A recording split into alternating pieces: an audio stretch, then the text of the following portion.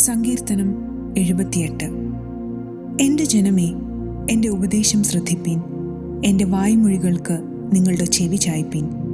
ഞാൻ ഉപമ പ്രസ്താവിപ്പാൻ വായ് തുറക്കും, പുരാതന കടങ്കഥകളെ ഞാൻ പറയും.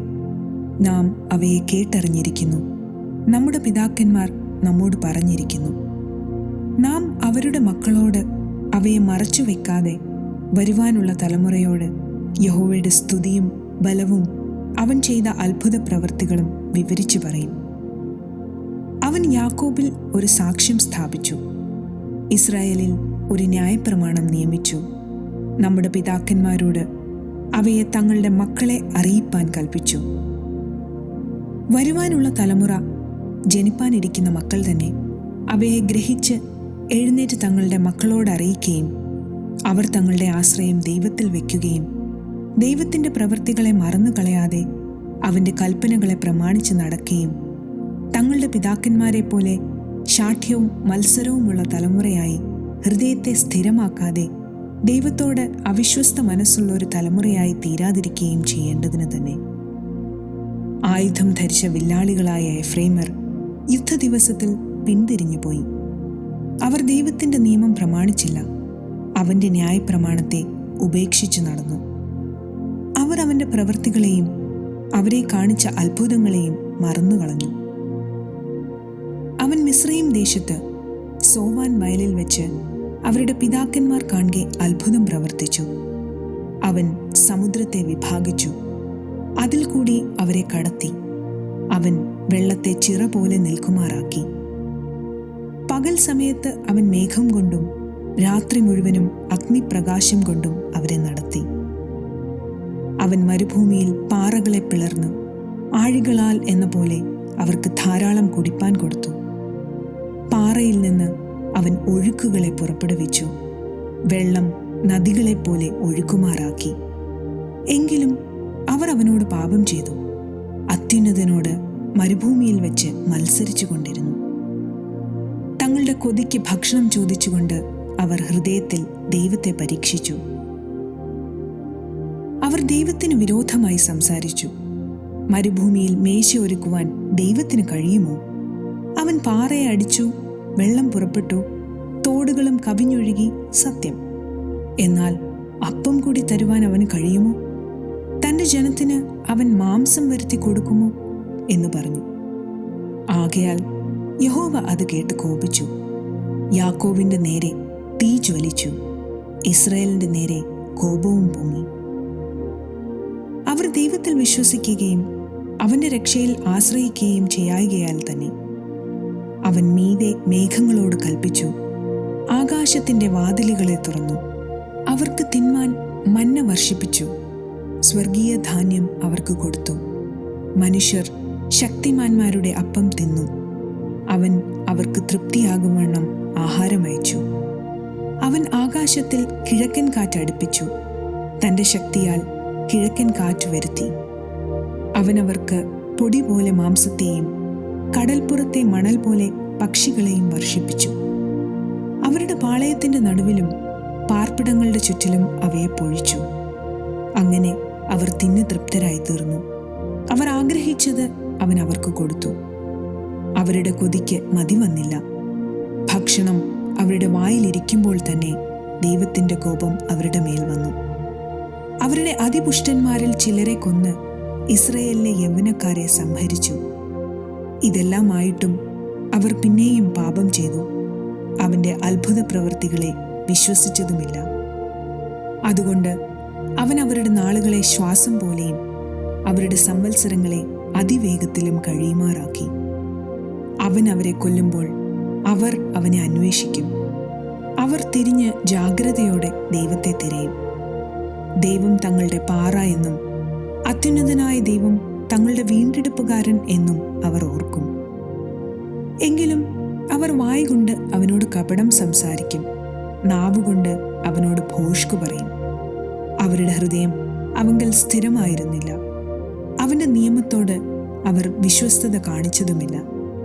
എങ്കിലും അവൻ കരുണയുള്ളവനാകൊണ്ട് അവരെ നശിപ്പിക്കാതെ അവരുടെ അകൃത്യം ക്ഷമിച്ചു. തൻ്റെ ക്രോധത്തെ മുഴുവനും ജ്വലിപ്പിക്കാതെ തൻ്റെ കോപത്തെ പലപ്പോഴും അടക്കിക്കളഞ്ഞു. അവർ ജഡമത്രേ എന്നും മടങ്ങി വരാതെ കടന്നുപോകുന്ന കാറ്റ് എന്നും അവൻ ഓർത്തു. മരുഭൂമിയിൽ അവർ എത്ര പ്രാവശ്യം അവനോട് മത്സരിച്ചു. ശൂന്യപ്രദേശത്ത് എത്ര പ്രാവശ്യം അവനെ ദുഃഖിപ്പിച്ചു. അവർ പിന്നെയും പിന്നെയും ദൈവത്തെ പരീക്ഷിച്ചു, ഇസ്രായേലിന്റെ പരിശുദ്ധനെ മുഷിപ്പിച്ചു. മിസ്രയീമിൽ അടയാളങ്ങളെയും സോവാൻ വയലിൽ അത്ഭുതങ്ങളെയും ചെയ്ത അവന്റെ കൈയും അവൻ ശത്രുവിൻ വശത്തുനിന്ന് അവരെ വിടുവിച്ച ദിവസവും അവർ ഓർത്തില്ല. അവൻ അവരുടെ നദികളെയും തോടുകളെയും അവർക്ക് കുടിപ്പാൻ വഹിയാതെ വണ്ണം രക്തമാക്കി തീർത്തു. അവൻ അവരുടെ ഇടയിൽ ഈച്ചയെ അയച്ചു, അവ അവരെ അരിച്ചു കളഞ്ഞു. തവളയെയും അയച്ചു, അവ അവർക്ക് നാശം ചെയ്തു. അവരുടെ വിള അവൻ തുള്ളനും അവരുടെ പ്രയത്നം വെട്ടുക്കിളിക്കും കൊടുത്തു. അവൻ അവരുടെ മുന്തിരിവള്ളികളെ കൽമഴ കൊണ്ടും അവരുടെ കാട്ടത്തി വൃക്ഷങ്ങളെ ആലിപ്പഴം കൊണ്ടും നശിപ്പിച്ചു. അവൻ അവരുടെ കന്നുകാലികളെ കൽമഴയ്ക്കും അവരുടെ ആട്ടിൻകൂട്ടങ്ങളെ ഇടിത്തീക്കും ഏൽപ്പിച്ചു. അവൻ അവരുടെ ഇടയിൽ തൻ്റെ കോപാഗ്നിയും ക്രോധവും രോഷവും കഷ്ടവും അയച്ചു, അനർത്ഥദൂതന്മാരുടെ ഒരു ഗണത്തെ തന്നെ. അവൻ തൻ്റെ കോപത്തിന് ഒരു പാത ഒരുക്കി, അവരുടെ പ്രാണനെ മരണത്തിൽ നിന്ന് വിടുവിക്കാതെ അവരുടെ ജീവനെ മഹാമാരിക്ക് ഏൽപ്പിച്ചു കളഞ്ഞു.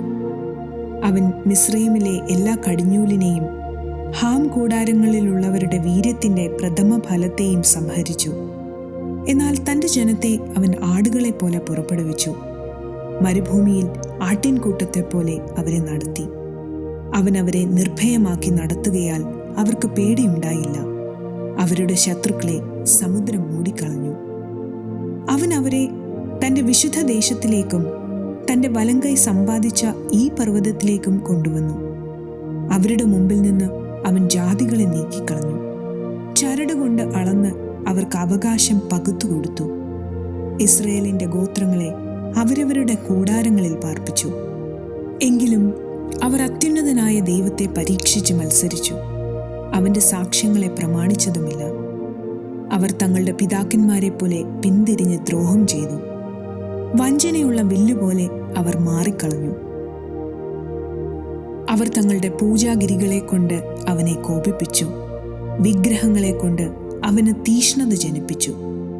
ദൈവം കേട്ട് ക്രുദ്ധിച്ചു, ഇസ്രായേലിനെ ഏറ്റവും വെറുത്തു. ആകയാൽ അവൻ ശിലോവിലെ തിരുനിവാസവും താൻ മനുഷ്യരുടെ ഇടയിൽ അടിച്ചിരുന്ന കൂടാരവും ഉപേക്ഷിച്ചു. തൻ്റെ ബലത്തെ പ്രവാസത്തിലും തൻ്റെ മഹത്വത്തെ ശത്രുവിൻ്റെ കയ്യിലും ഏൽപ്പിച്ചു കൊടുത്തു. അവൻ തൻ്റെ അവകാശത്തോട് കോപിച്ചു, തൻ്റെ ജനത്തെ വാളിന് വിട്ടുകൊടുത്തു. അവരുടെ യൗവനക്കാർ തീയ്ക്ക് ഇരയായിത്തീർന്നു. അവരുടെ കന്യകമാർക്ക് വിവാഹഗീതം ഉണ്ടായതുമില്ല. അവരുടെ പുരോഹിതന്മാർ വാൾ കൊണ്ടു വീണു. അവരുടെ വിധവമാർ വിലാപം കഴിച്ചതുമില്ല. അപ്പോൾ കർത്താവ് ഉറക്കമുണർന്നു വരുന്നവനെ പോലെയും വീഞ്ഞു കുടിച്ച് അട്ടഹസിക്കുന്ന വീരനെ പോലെയും ഉണർന്നു. അവൻ തൻ്റെ ശത്രുക്കളെ പുറകോട്ടടിച്ചു കളഞ്ഞു, അവർക്ക് നിത്യനിന്ദ വരുത്തുകയും ചെയ്തു. എന്നാൽ അവൻ യോസഫിൻ്റെ കൂടാരത്തെ ത്യജിച്ചു, എഫ്രയീം ഗോത്രത്തെ തിരഞ്ഞെടുത്തതുമില്ല. അവൻ യഹൂദാ ഗോത്രത്തെയും താൻ പ്രിയപ്പെട്ട സിയോൻ പർവ്വതത്തെയും തിരഞ്ഞെടുത്തു. താൻ സദാകാലത്തേക്കും സ്ഥാപിച്ചിരിക്കുന്ന ഭൂമിയെപ്പോലെയും സ്വർഗോന്നതികളെപ്പോലെയും അവൻ തൻ്റെ വിശുദ്ധ മന്ദിരത്തെ പണിതു. അവൻ തൻ്റെ ദാസനായ ദാവീദിനെ തിരഞ്ഞെടുത്തു, ആട്ടിൻ തൊഴുത്തുകളിൽ നിന്ന് അവനെ വരുത്തി.